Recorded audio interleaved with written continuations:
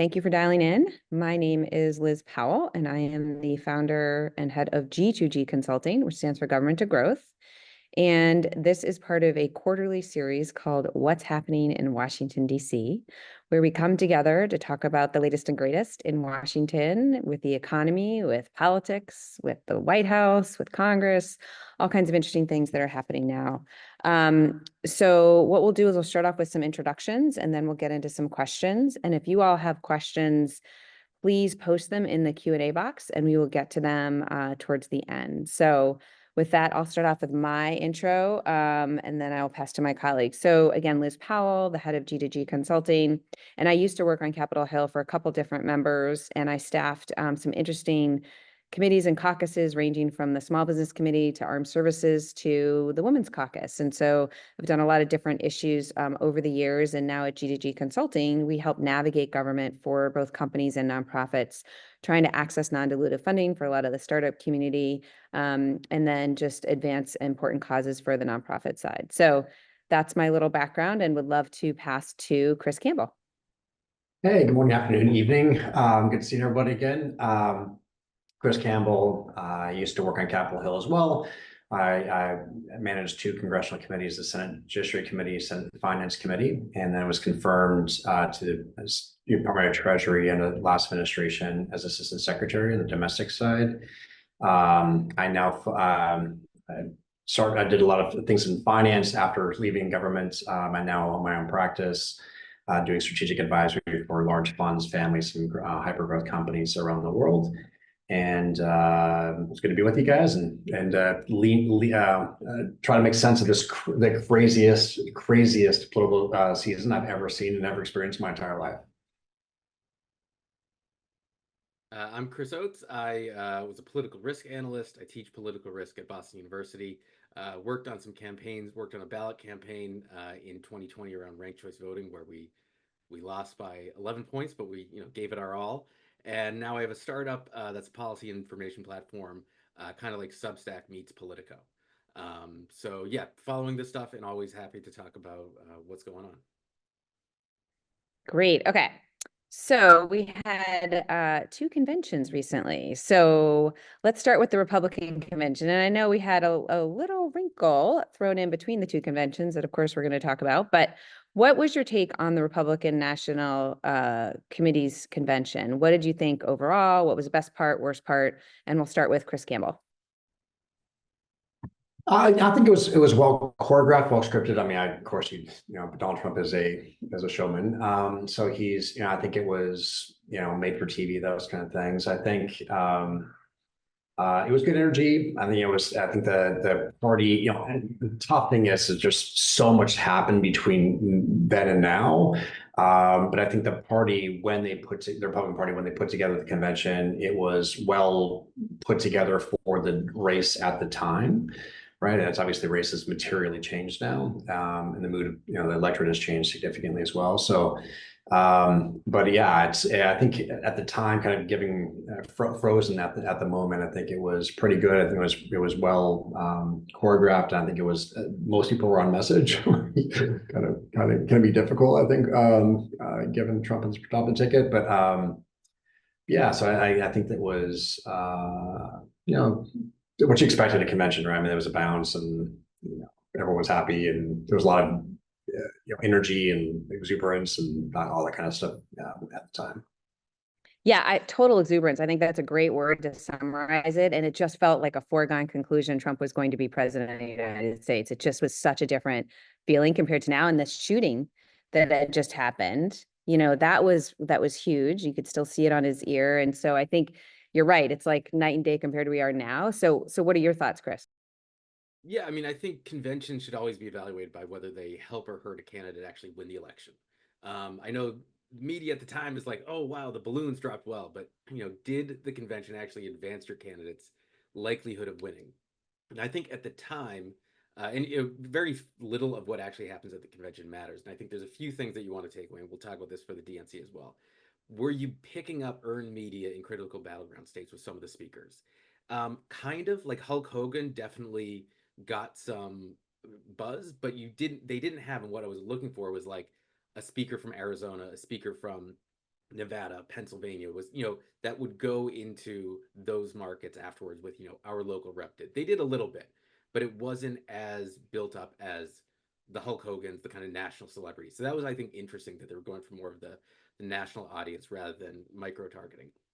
And then is there any big event, big moment that hinders you or helps you? So in 2012, there was Clint Eastwood started talking to an empty chair, and it was weird. And like that whole day of the 2012 RNC was overshadowed by this one very odd speech that they probably, they didn't. I doubt they double checked what Clint Eastwood was going to say. He tends to have a lot of leeway. In 1988, Bill Clinton speaking for too long kind of like killed that night. So there wasn't any of that from the RNC except for Donald Trump's acceptance speech, which went on way too long, rambled, meandered. He starts by saying, I'm not going to talk about, myself. And then he starts doing his traditional rally speech. So that wasn't great, but it wasn't a catastrophe, I think in part because it was on so late and because it was the last thing of the convention. So I would say, I agree with Chris, kind of a normal convention, but with an interesting thing. As you said, they were really going for a national audience. They weren't, this wasn't a nuts and bolts, let's line up the most strategic speakers possible. And then they couldn't keep their own candidate message discipline. So not an amazing convention, but not a disaster like 2012 RNC was. Or certainly not Great. 1968 DNC. That I think will always set the Yeah. standard for the worst convention possible. Well, great historical references. I appreciate that. I think that provides good context. So back at you, Chris. What did you think about the Democratic National Convention, which obviously had a huge twist right before? But what are your thoughts on that one? Yeah, I think that oh, sorry, I don't know which Chris. Yeah, sorry. So let's just switch it around for a bit. Yeah, sorry. No, I think with the same kind of metric, does it help or hurt you? I think they didn't keep it tight, so they did have Biden out of primetime and Tim Walz out of primetime, which wasn't ideal, but they did have more strategic speakers. And I think you're seeing, if you've been following like Arizona media, if anyone here is in Arizona, the Republican mayors that spoke are getting a lot of coverage there, both through paid advertisements and otherwise. So more strategic, but I think it was a completely different feeling and a completely different focus, which was to introduce Kamala Harris to the nation as a presidential candidate. And I think she did that very well with not just in a policy agenda, because I don't think conventions really matter that much for policy agendas, but just to show that this person is a potential president and there's no big disaster. They don't look awful. I mean, she looked good. She spoke well. And I think that's what you want out of a convention. I think that's really that's the main measure of success. Did the candidate, if it's a new one or a challenger, come out of it looking like they could step into the role of president? Yeah, Chris Campbell, what do you think? Yeah, I mean, I largely agree. I think that it came off without a hitch. I think that she had going into this, she has it's weird because everyone knows the vice president, but no one knows the vice president. It's kind of anyone. It doesn't matter who the vice president is. And so she had to kind of introduce herself to the nation. I think she had to try to find some ways of connecting with some policy issues. I think that there's, given her the specific dynamic that she was walking into, which is, effectively not earning the nomination, but being granted the nomination. She has this like weird, it's just a very unique, very weird sense about this. And so there's, so it just this kind of this weird. She had to introduce herself. She has to kind of figure stuff out. She has there's lots of dynamics in play in the Democratic Party where there's like progressives have a significant say and more moderates do. I mean, so it's like worry about those kind of things. And so, but I think I think she took the opportunity to be able to at least put a pin in, I think, in where I think the campaign is going to land on policy, which is, I think vastly and dramatically different than any other position she's ever had. But I think they're going to do some cartwheels to get there over the next several months and see if it works. We'll see how it happens. But I think that, but I think there's I think there's recontorting, if you will, and I think it'll be an amazing set of gymnastic skills to be able to see, how the campaign walks away from positions that she's taken. But anyway, it was interesting from that perspective, I think, and it'd be fun to watch how that unfolds and see, if there's how accountable the media and the American people hold her to positions she's had for 30 years or 40 years, and she's now changed in the last two weeks. It's interesting you should say that, Chris, because I feel like we're at a time where it's like the soundbite carries way more weight than history for all candidates. It's like, what can you quickly get out there? Which Trump is the master of marketing. And that's why, a big part of why he's done so well. So I think that you really hit on something. It's like, is it the historical reference, that kind of context, or is it just, what are they saying now? What's going on now? So that's really interesting. I also wanted to ask, what's your take on the VPs? I know everyone always says VPs don't affect things, but I think it's really interesting to see JD Vance and Tim Walz come out. Like, do you guys have thoughts on what role they'll play in shaping the election outcome? Chris Campbell? Yeah, like I genuinely, I never have thought that Veeps do much. I think, this is weird because I know this Republican, I'm not, this is nothing to do or nothing bad against Senator Vance, but I don't know if he'd be the choice. I don't know. I mean, maybe he would have been the choice if it would have been Kamala, but I don't. My gut tells me he probably would have chosen a different VP pick if he knew he was running against the current candidate. And so I think, but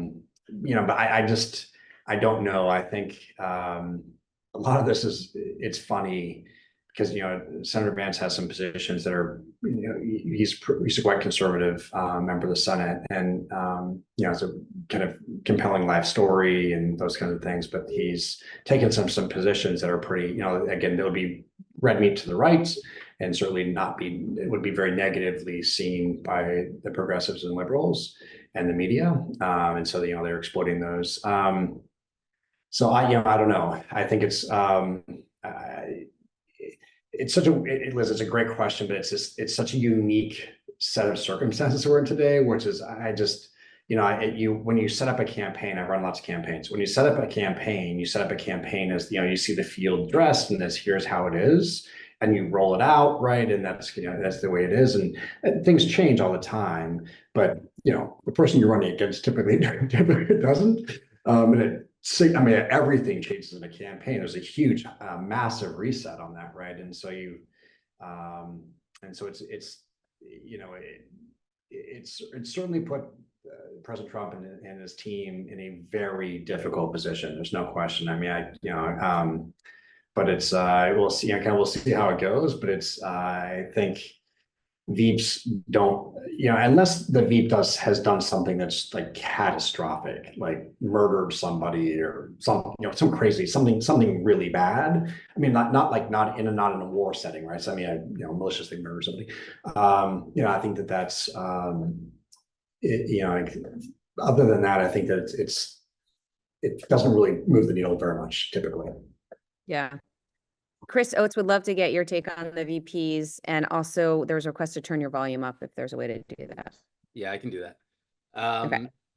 Yeah, and sorry, I'm not a childless cat lady like JD Vance dislikes. I've got a 2-year-old home from daycare, so he occasionally interrupts. It's all good. We love our kids. And full disclosure, I do have indirect connections to both VP candidates in that I have a very good friend who knew him at JD Vance at Yale, and I'm very good friends with Tim Walz's nephew. So I'm going to try to keep as non-personal because they both have very strong opinions about each of them. One good, one bad. So basically, yeah, I agree. JD Vance would not have been the pick if it was Kamala. It almost certainly would have been, I'd say, maybe a woman, but probably someone more moderate as well, to appeal to suburban women at the very least. JD Vance, as we've seen from the various things he said on right-wing manosphere podcasts over the last few years, is not that person, and his favorability ratings are, I believe, the worst of any vice presidential candidate since modern polling began. At the very least, they were as soon as he was announced Sarah Palin may have gone worse by the time the campaign ended, but I think at this point it was worse. But again, I think as President Trump said himself, VP candidates don't matter that much. Tim Walz, I think he's an interesting pick because he wasn't Josh Shapiro or Mark Kelly. So the Harris campaign is basically saying that, again, VPs don't matter that much in terms of helping you with the swing state anymore. Because otherwise you would have chosen Josh Shapiro, because Pennsylvania is what probably the tipping point state. But he does get you a more sense of normality. And I think that's what they're going for. You can see the first 3 weeks really of the general election campaign since Harris took over, it was Democrats are normal, Republicans are weird. Like, that is the main message. And they said that throughout the convention. And so I think to the extent that the VP picks matter, it's because they reinforce the themes of the campaign. So they reinforce your primary candidate's strengths and weaknesses. So yeah, I think probably doesn't matter much, but to the extent that they do matter, I think Walz is a better pick than Vance. Interesting. All right. So who is winning right now, guys? Where, catch us up on the polling, what you think is happening in key states for this presidential election. And we'll start with you, Chris Oates, this time. Well, according to the various models, like Nate Silver's, Harris has 55% chance to win. So very much a toss-up, but she has the edge. And I would say from a more qualitative standpoint, yes, she has the edge in the polling right now, but also if you think through, if we were to run the next 2 months, 1,000 times, how many of those times does she have more positive days and more things go right for her campaign than Trump's campaign? And I think she has room to grow because she's still consolidating voters. She's still introducing herself to the country. And we just saw in the last 24 hours, I mean, Donald Trump has scandals. Like, they come out of nowhere. Just yesterday, it was revealed that he apparently illegally photographed and got a campaign photo op at Arlington National Cemetery.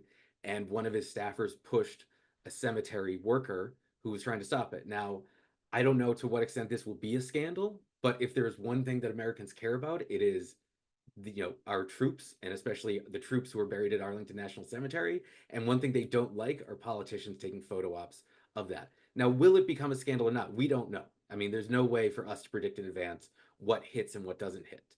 But, if you have 100 moments like that, where you do something that might be a scandal, some of those will turn into it.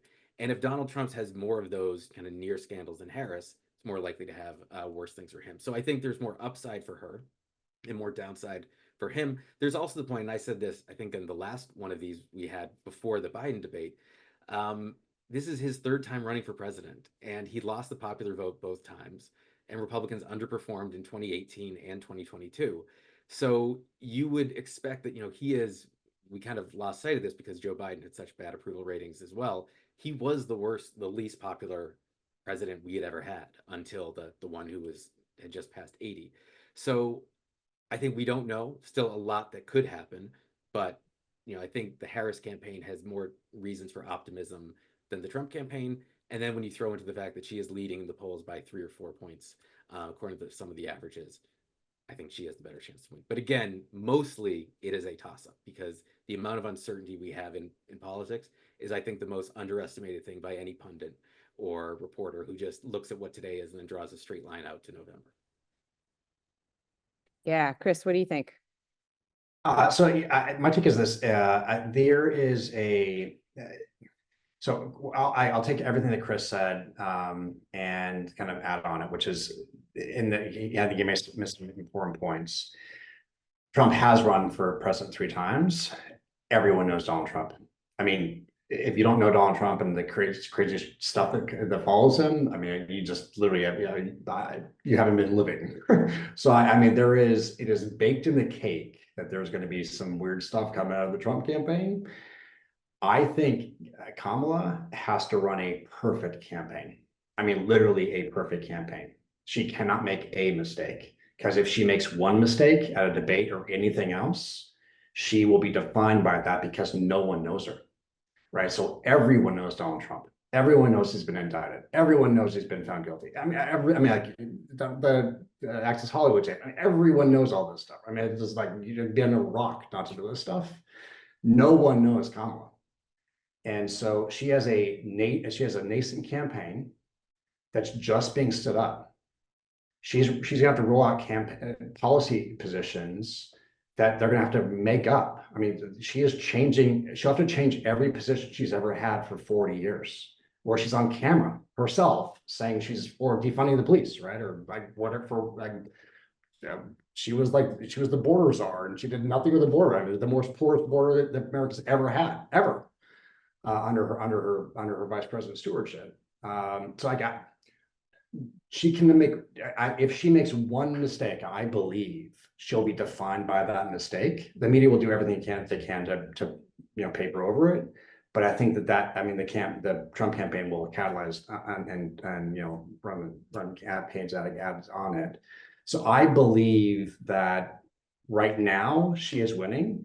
She definitely has the momentum. And it's probably right now, she'll certainly win, I think, the popular vote. It's, but again, let's level set. And just for reality purposes, she has been against fracking her entire life. Good luck winning Pennsylvania if you're against fracking and you just changed your position 2 weeks ago. I mean, good luck. I don't, maybe it works. We'll see. We'll see, right? But I don't think you win the presidency without winning Pennsylvania. And so maybe she wins Pennsylvania. I don't know, right? Now, who knows? Who knows?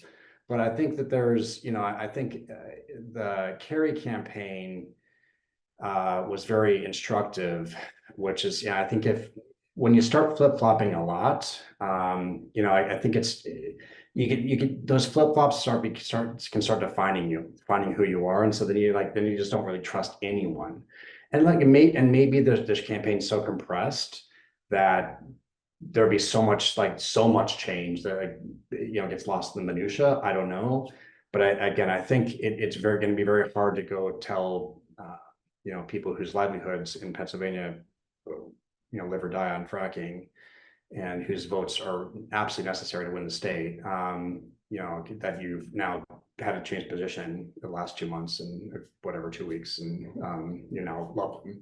So we'll see. We'll figure it out. Interesting. Which kind of leads into my next question. What are the strengths and weaknesses of these two presidential tickets? Like where, I think you started to touch on sort of, she makes one mistake, then that's going to be it. But what do you think is, like, on the D side, the greatest strength and the worst weakness, and then the same for the R side? And I'd love to start with you, Chris Campbell, on that. I think so. The Trump voter is so well defined, right? I think that there is. He was against Biden. He was eating into some core Democratic constituencies like Hispanics and African American males. And I think that I don't really know, because it's still kind of too early to see if there's been a significant reset on that. I don't know who knows. But I think there'll be some coming home, because now Biden's not the candidate to Vice President Harris, to kind of see where that lands. But I think I think at the end of the day, it's going to be interesting to see how they play this out. But I think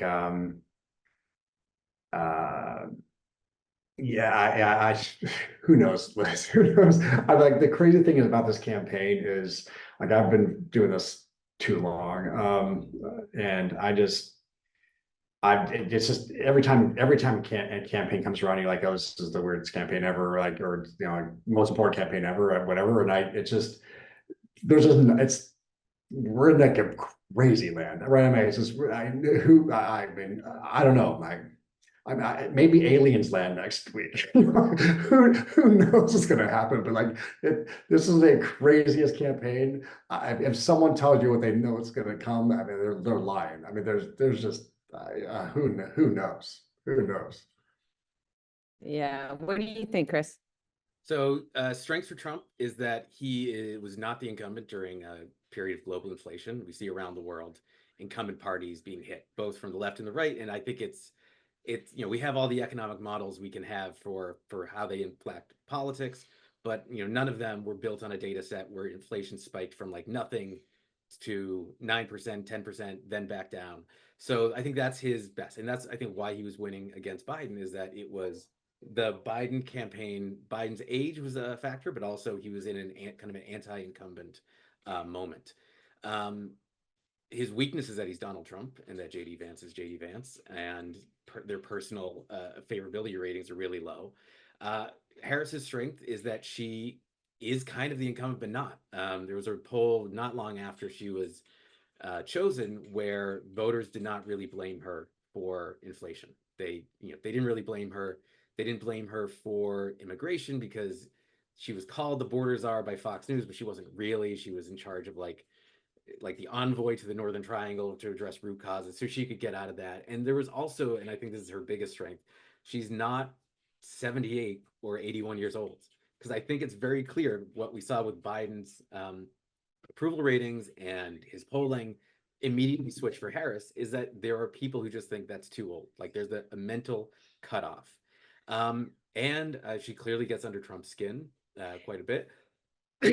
She'd not be the first person of color to do that. I mean, he clearly absolutely hated Barack Obama.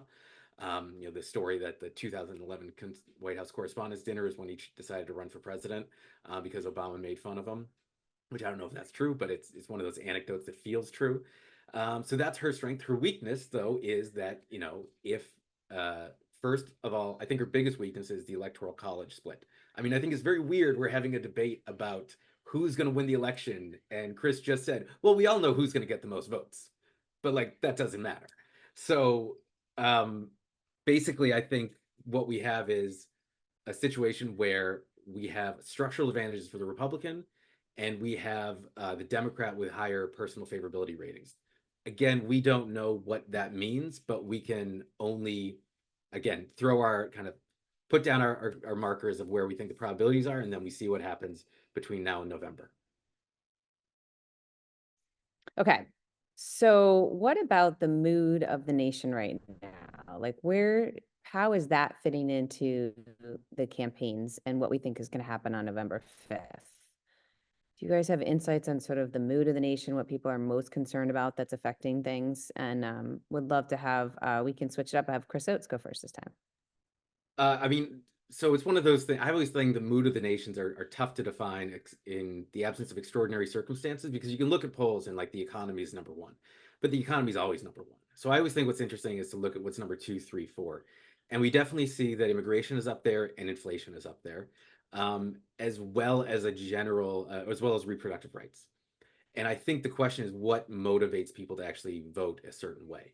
Because you may think that inflation is a real hassle, but you might also think, well, Kamala Harris wasn't in charge of it. Donald Trump wasn't really in charge of it, even though he says it's, so maybe like you don't vote on that. So I think within the nation, there's multiple kind of segments that you can say this group is really fired up about immigration, but I think a lot of that group is going to vote for Donald Trump anyway. And I think the biggest point are the women and men who are really fired up about reproductive rights, who may have voted Republican until Dobbs, and now they're voting Democrat. Or they may have not chosen to vote, but now abortion is on the ballot as a referendum in Arizona and Florida. And that gets them out to vote. And then when they look at the presidential column, that's what they do. So that's why I think, but again, it is still very fractured, because you could say we have this general economic slight anxiety, although I just saw in the background of Chris Campbell's screen that consumer confidence is up this month.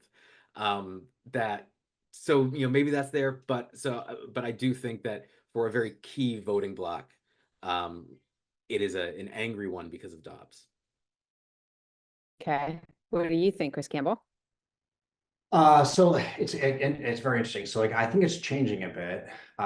There is, we have all economic data is negative, which the reason why, and Chris alluded to this earlier, which is incumbents around the world coming out. Sorry, that led through COVID or led coming out of COVID. So they led through COVID, they closed everything down, or they led out of COVID, which was a very inflationary period, have lost. It's been a really bad bloodbath almost around the world. There's a couple countries that have been immune from it, but mostly it's been very, very bad for incumbents, just kind of globally. And so, Chris suggested is that if the Trump campaign is able to tie the Biden-Harris, White House to the policies that they did, then I think that she will be seen as the incumbent. If she's able to kind of throw up dust and kind of change her position, and say like, I wasn't for that or whatever. Then I think that maybe could kick up some dust that maybe she doesn't get tied to those policies. Or past positions. And so we'll get to kind of see how the art of the campaigns, and how it's covered. But I think that's going to be very important. But the mood of the nation right now is it's pretty negative. I mean, it's, record number of Americans think the best days in America are behind us. The economy is really faltering for most Americans. We have, a record number of Americans on credit card debt. We're now default rate on credit card debt now is 10% of Americans. I mean, it's really bad, right? And inflation, there are some gauges that'll be interesting. I think that, gas, I think is coming down a bit right now, and so that, but that's, we're coming out of the summer months. That's usually what happens. But I think the economy, almost always people vote first. And as Chris Oates said, right, that the economy typically tends to poll number one, and it's typically what drives most voter behavior. If the economy is bad, they feel and they're scared about their economic future, then they tend to vote against the incumbents. If it feels okay, or if they feel safe, economically safe, then they tend to vote on those 2, 3, 4, 5, number 2, 3, 4, 5 issues. And so I really don't yet know. I think we're likely going to see a rate decrease by the Fed in the coming months, which could put some froth in the economy and certainly in the markets. So we'll see how that goes as well. But I think at the end of the day, my guess is the economy is probably baked in to the average voters' minds now, and so we'll have to kind of see how that goes, and in between now and November, those Americans who are on credit cards or have maxed out their credit cards are not going to pay that back between now and November. So it's going to be, yeah. So I think there's we have a lot of economic challenges, and the geopolitics of the history of people who are trying to run, who had to govern through this tough crisis, just not gone well. Yeah. Well, what's interesting, I was talking with a national pollster recently who said that party identification is at an all-time high. Like, it's higher than it's ever been. So for any of these candidates to win, they have to win independents. Like, it's a pipe dream that Harris could get Republicans to vote for her. That's not going to happen. It's going to be independents. And so it's really the independents and then the GOTV of your base that's going to be key. So I thought that was fascinating, because you did hear her in particular try to get Republicans to talk and try and show that. But according to this pollster, she's like, that's not happening. If you identify as Republican, you're voting Republican. It's an independent that you could possibly win. So just interesting. Fascinating is right, because okay. Only 2 independents in the race actually have now endorsed Donald Trump. Yeah, right. That was we didn't even talk about Kennedy. Do you have any thoughts about RFK and any impact that has with him siding with Trump? Chris Campbell, do you have any thoughts on that? Yeah, and Gabby Gifford as well. I think I'm sorry, not Gabby Gifford, Gabby, the former representative. Tulsi Gabbard. Tulsi Gabbard, thank you, Chris. Brain. Yeah, like, it'll be very marginal. It'll matter only in a couple states, but I mean, look, there are some states where 1 or 2 votes are going to really matter, right? So I think that, I mean, you want to gather as many supporters as possible. You want to build as much momentum and as big a team as you can. I don't. Yeah, but let's say this, even if there's 1% of the population who was going to vote the way that RFK told them to vote, and they then now vote for Donald Trump, it's big, right? Those are numbers that each campaign need. And so to the extent that does carry anything, that will be meaningful to a Trump campaign. Okay, interesting. Chris Oates, do you have any thoughts on that? Or Yeah, I okay, mean, go I think that ahead, RFK okay, good. is, um, I think he's a net negative for Trump because I don't think there's many people who are going to be persuaded by him. I mean, you're right. Even if it's just 1 percentage point, that is huge.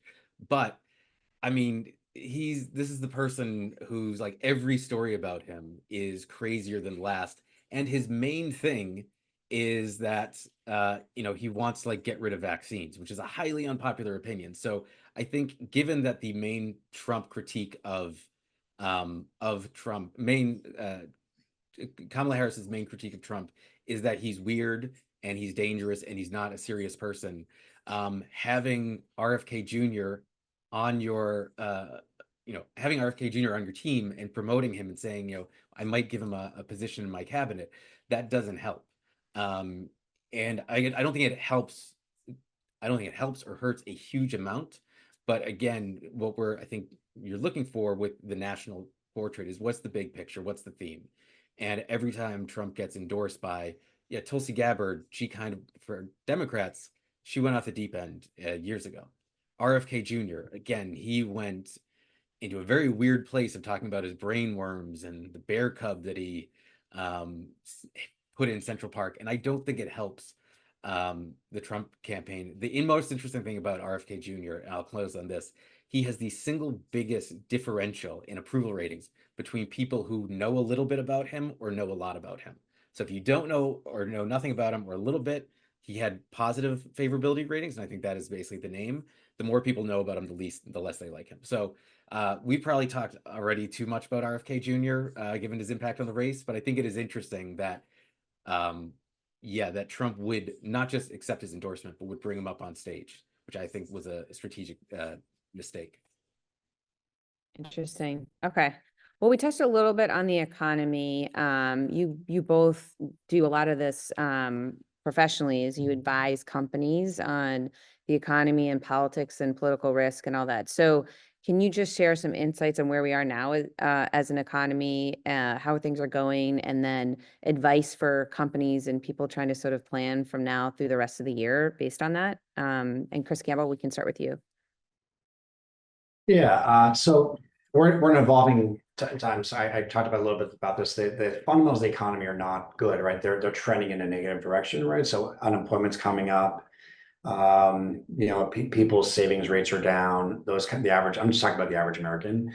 And then they have this weird dichotomy where we have record number of, millionaires that are in the 401ks, and the people who have made a lot of money are people who, kind of survived through this very difficult time and made, have grown their nest egg. So there's this huge dichotomy of kind of two Americas. But the people on the kind of lower end of that scale are, between 60 and 70% of Americans. And so that's, it's important in politics to think about that, and that will certainly drive, I think, voter behavior. Because the government was really bad, turns out to be very epically bad at counting number of people who actually were employed, which they got wrong to the tune of about 1 million people. 1 million jobs. The economy is revised significantly down, which will affect the Federal Reserve's. Federal Reserve has several mandates. The two mandates that are kind of like on paper are they have to care about the price stability or price of goods and services, we call inflation. And then they have the other job is jobs. So they have to make sure that the nation is as close to full employment as possible. And when one of those sides of the equation is imbalanced, they have to then work to try to find a way to put it back in balance. When the government did a really poor job at counting noses on people who actually were employed, the Federal Reserve was using numbers that were economically incorrect. They were just incorrect factually, and which basing decisions on that. And so now that it's known that the government under reported unemployment, or there were less jobs than they said there were, the Federal Reserve is going to have to correct on monetary policy because of that. So, so they're likely going to bring down rates. And when that happens, it tends to froth up the economy in a bit. Sometimes what happens after that is there's a bubble will be exposed and there could be a pop. So we'll kind of have to see, I kind of gauge that and see how that goes. We'll see, there's a lot of money on the sidelines from large funds and large and very wealthy families that are ready to get deployed in equities, but in buying companies and those kinds of investments. But it's but they've largely been holding in cash because interest rates are so high. So when that adjusts, that may change things as well. We'll just have to be very mindful of looking for kind of soft spots or potential pitfalls of what we call economic bubbles, and we'll see how that goes. But I think so. We're in a very tough spot, and that tough spot is going to necessitate policy changes in Washington. They're going to make it, hopefully it'll make it a little bit better for people as the economy tends to improve when interest rates are lowered. But again, when that happens is when typically when we see a pop, some kind of a significant economic event that could be very negative. So so we're going to see how we'll be very careful, but that's kind of the backdrop of where we're at today. Okay, not very optimistic, but very helpful, realistic. Chris Oates, what do you think? What are your I mean, I think that the whole point of raising interest rates to kill inflation is because you want to slow down the economy, reduce demand, reduce a kind of price wage spiral. And the whole for the last few years was whether we would get a soft landing, whether we could bring inflation down without a recession, without a massive rise in unemployment. And so even though unemployment is going up and the economy is definitely slowing, we've kind of done that because inflation is now heading towards its target. So if we do get some rate cuts and get more towards what I can't remember off the top of my head what people think like the long-term treasuries rate is, but it's lower. So if we can get interest rates start to come down, get that economic growth moving up a little bit, as like classic monetary theory tells you, we could be, fine. Like not great, not absolute boom, but also not a recession. Kind of muddle through for the next year or so as interest rates normalize. And I don't think we're absent a major catastrophe. We're going to like a zero interest rate environment anytime soon. But it also doesn't look like we're in an imminent recession. So kind of slower growth, but also maybe what should have been expected after such long times of record high rate increases. Not record high interest rates as a level, but the rapid from zero to what they were. Okay, cool. Very helpful. Enough about the president. Let's talk about Congress. So there are several elections that are interesting. There's about 23, I think, in the House, 8 in the Senate, probably more like 3 in the Senate. But what do we think about the House and Senate? Are there some about prediction on what's going to happen? Just any kind of insights you want to share on what's happening on the congressional side of things would be great. And we can start with. So my position on this is actually hasn't changed since we last talked, which I still think the House flips and the Senate flip. So I think that's likely going to happen. I think these races are, who's on the top of the ticket does matter, and it will affect turnout. But it's there's weirdly some kind of ticket splitting going on too, which is weird. So I think Donald Trump's probably going to win Montana by 9,000% or something like that, right? So John Tester's going to have to somehow get Donald Trump voters. I don't know how. It's hard. It's really, really hard, and there are ticket splitters. So maybe that happens. But I think it's just you kind of go race by race and state by state. It's the Democrats in the Senate. The map is just really, really. It's a very difficult map for them. They're just running incumbents. Democrats are running incumbents in very red states, and around a presidential election year. So it's tough. Not impossible, but I think it's gonna be tough. So I think that flips, and the House marginally. I think while politics are local, there'll be a national mood, and I think that my gut tells me that the Democrats take over the House, Republicans take over the Senate, and right now, I think genuinely, I think it's a coin flip of who wins the presidency. I just don't know. I mean, there's gonna be so many things that happen between now and November, the presidential side on the side that it's just uh, it's really tough to call right now. Yeah, I think the House it will come down likely to New York and California, to some races there, where Democrats are favored. So likely Democrats win the House. The Senate always has a lot more room for individual personalities. So can Sherrod Brown and John Tester defy the likely partisan leans of their states? Well, we know they will to some extent, because they have done that in the past. There's going to be definitely some ticket splitters in Montana for Tester and Trump. It just comes down to how many of them, and again, we don't really know just right now. So yeah, but the base case is that the Senate flips and the House both flips, and no matter what happens with the presidency. Yeah.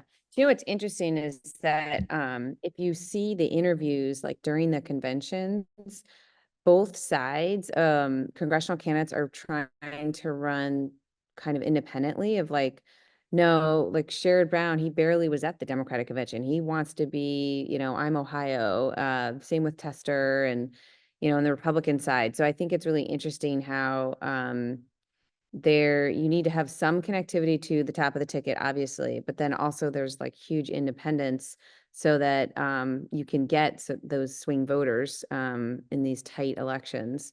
That is playing out. So it's interesting to see that. And even on the House side, I heard several candidates say, it's all about my state, my district, and they really don't want the affiliation with the top of the ticket, and on the D side and the R side. So I don't know. It's interesting. But I think that everyone agrees with the House flip and the Senate flip. So just by how much will be interesting, especially in the House, especially with the way things have been run. So many of these big packages that have to get done, it's really been the speaker has to tap into some of the Democrats in order to pass things. So it's just been interesting to see how things have been run.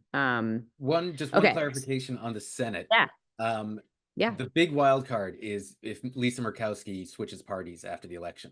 Because if it is 51-49 Republican, but Democrats have the vice presidency, Lisa Murkowski switching parties would flip control of the Senate. And she doesn't even have to necessarily like switch parties, but if she were to vote to confirm judges and justices, and I don't think there's like a discharge petition style thing in the Senate, but if she and Susan Collins, they could be the swing bloc. And this is one of those things that often is talked about in a very tightly controlled Senate. Very rarely actually happens because partisan affiliation is pretty key. But we saw in 21-22, Joe Manchin, Kristen Sinema basically set what policy would get through the Senate. And I think that's where the balance of power would be in a Republican Senate. So it wouldn't necessarily be like, 2017 Republican policy getting through, but you could have a situation where you have a Democratic House, White House, and then a quasi bipartisan, effectively a coalition government in the Senate. Yeah. Well, if you look historically, that's how things get done. It's when the moderates in the middle come together. So I think that'll be interesting. And I think the two, Collins and Murkowski in particular, they did take a stance on that contraception vote. They were the only two Republicans to vote with the Democrats on that. And it was just like a procedural vote just to see if they could consider the bill. But on other measures, they've definitely clearly stuck with the party. So I think it would be very unlikely that either of them would actually switch parties. But Yeah. to your point, more importantly, how they actually vote is where they have a lot of influence. But yeah, go ahead. Yeah, so assuming I just so not everyone on the call may know the crazy interacts of like the Washington works. So like, the Senate is not a majority run group, except for confirmations of judges and presidential personnel. And so, but and except in the very rare case of what's called reconciliation, you can do pass an economic package. You can do it once a year. So tax reform, next year report because tax reform is coming up, but if the Senate is controlled by Republicans, then it doesn't matter what a Democratic White House or House wants. The Republicans, the leader will design that or decide if it goes to the floor, right? So what Chris says, right. What Senator Murkowski or Senator Collins do on votes on personnel is one thing. It does not mean that policy can change in any way. It wouldn't matter how they voted because policy changes require 60 votes. Right, with the exception of in the crazy case where Murkowski goes independent and caucuses with Democrats, which Yeah, again, is that's extremely unlikely. But given that there's ranked choice voting in Alaska, she's like the one person in the modern day that might do that. But again, probably not. Interesting. And then there's budget reconciliation, which is how you get around that whole 60 vote. But interesting little nuances. We are getting some good questions here. So I wanted to ask with respect to the independent voter comments, has there been any research or polling on former Republicans who have quit the party and are now registered independents? Do you guys have any data or insights on those voters? I don't have the numbers off the top of my head, but there are a good chunk of independents are partisan leaners. Most good pollsters will identify them and group them in with their partisan lean. So like true independents in a lot of polls are like classic swing people. So, for example, the various never Trumpers that appear on MSNBC, they would likely be classified in a poll as lean Democratic, even if they are former Republicans, now independents. So most good pollsters will get around that. And then the independents are just like the true swing voters. But I don't have any numbers off the top of my head. Okay, that's helpful. I'm the same. I don't actually, I don't know if there's done a really good analysis of this. There's, but yeah, they're right. I mean, like yeah, it's so marginal because I mean, again, everyone knows Donald Trump, and so people have to decide which Kamala Harris is running and which Kamala Harris is going to be president, right? It's like I don't know, but whatever that means, will I'd be dispositive on my campaign. So. Right. Okay, so another question here. So if the Trump Vance ticket loses, what do you think will happen? Just given January 6th last time. So do you have predictions or thoughts on that? Chris Campbell, we'll start with you. Like I think the former president is setting up a narrative on this. I think like as I said before, I think he's likely going to lose the popular vote. I don't think he would have lost the popular vote under Biden. But I think he likely probably will now. Because you have like big states, big blue states like California and New York and others. I mean, people who would have stayed home are probably going to vote now. I mean, whose vote doesn't change that really dynamic. I mean, California and New York are both going to always be blue, but it just more numbers means more popular vote. And so I think, likelihood of him losing the popular vote is probably bigger now, unless the Harris campaign makes some massive gaffe. But I think that, it's going to come down to 7 states. It really doesn't. And if you don't live, I love everyone, but it's, if you don't live in those 7 states, your vote matters, but it doesn't really matter really. So it's so it's just going to be, it's kind of all eyes on those and see how they go. So yeah, it's kind of where I'm on that. But I think on the presidential side and Trump I think the former president, I had to interact with him weekly when I was in office. He likes to win and he doesn't like to lose. And I think, it'll be really challenging, I think, if he were to lose again. And I think I think there'll be many Americans who will probably not be ready to accept those results. I think the main difference, I remember in like November, December of 2020, one of Mitch McConnell's staffers was quoted as saying, what's the harm in letting Donald Trump, complain about this stuff? Like what could possibly happen? And I think that is no longer the case. No one's going to say that. We've lived through January 6th. We know what could happen. What I'm more worried about is like election officials in various states that just decide to throw out votes. the chaos that can happen from these positions, which are, basically volunteer positions in many places, the absolutely local poll workers, going, not following the rules, doing that on election day. The clerks that we know, some have already been convicted of trying to tamper with the results or let unauthorized access to like ballot results in the last few years. What happens if those start to proliferate and then there's chaos? I think people are prepared for another January 6th. Certainly the current president would not hesitate to call it the National Guard for as long as the previous one did.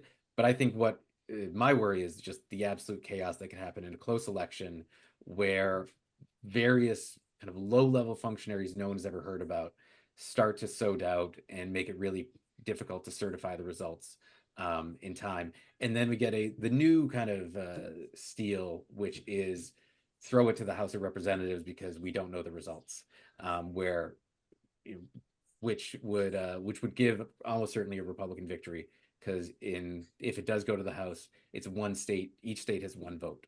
Republicans control more state delegations, they would win. So I think that's the kind of fallback option this time. It's not go to the vice president to uncertify the votes, it's just throw it to the House entirely. So there's definitely room for chaos, but fortunately, we have seen it before, and people in Washington aren't good at like updating their priors and responding to new events and learning things, but sometimes they do. On rare occasions, they do.